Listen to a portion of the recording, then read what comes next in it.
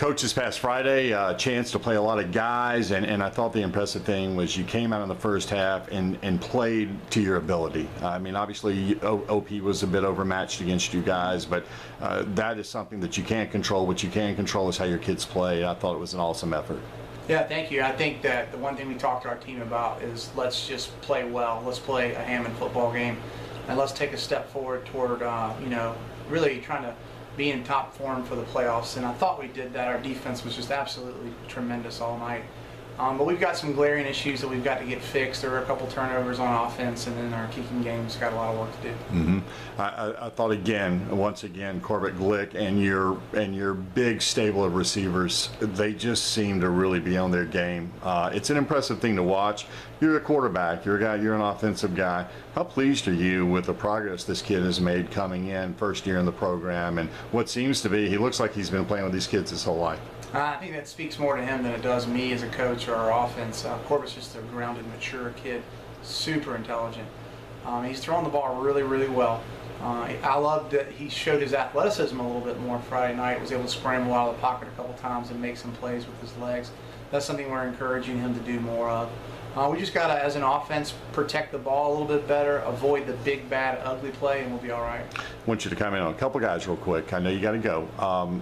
Not this week, but the week before, we weren't able to catch up with Jack, but we just did, and he's last week's Providence Heart Player of the Week, because even though in the loss you came out on the wrong end of a loss to Ben Lippin, he was unbelievable. I mean, the kid had his performance got overshadowed because Bryce Thompson did his thing, and it wasn't a win. But you go back and look at what he did, and it was phenomenal. Talk a little bit about Jack and just how darn good he is this year. Jack's a guy we know, number one, we got to get the ball in his hands as much as we can, but Jack is slick in space, he's tough.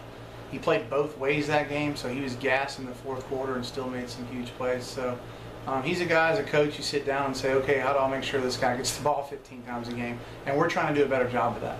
And then this week, we got co-players of the week. On the offensive side of the ball, Lucas Prickett, 3 touchdowns. And as I just talked to him about it, he has a nose to scoring big baskets. And, man, when he gets near the end zone, he just seems to take an already great game up another level. He's like a touchdown maker. He is. And what people don't realize is how fast Lucas is. Lucas can really run. And being 6'5", he may have the best hands of any kid I've ever coached. So to have that kind of weapon on one side and to put Jack, mixing him around a little bit, I'm sure Corbett is feeling good about some of the things he inherited here. And then the last guy I want to talk about, what a great story, Edward Brantley.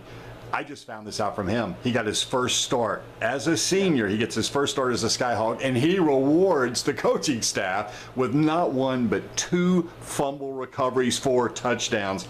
You don't see that very often, and from what you were telling me off camera earlier, couldn't have happened to a better, more dedicated kid. Sure, and that goes to show you that when you're a senior and you stick with it, even though you haven't been a starter, good things can happen. And Ed's certainly one of those guys. He's had a great attitude.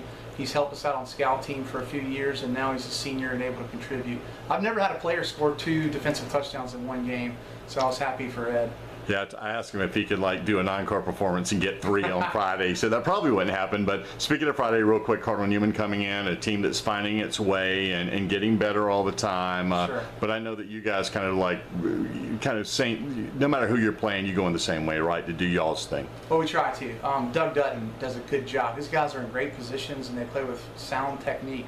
So against a team that's so well coached like they are, you have to earn what you get. So we're going to stress fundamentals and technique with our guys this week.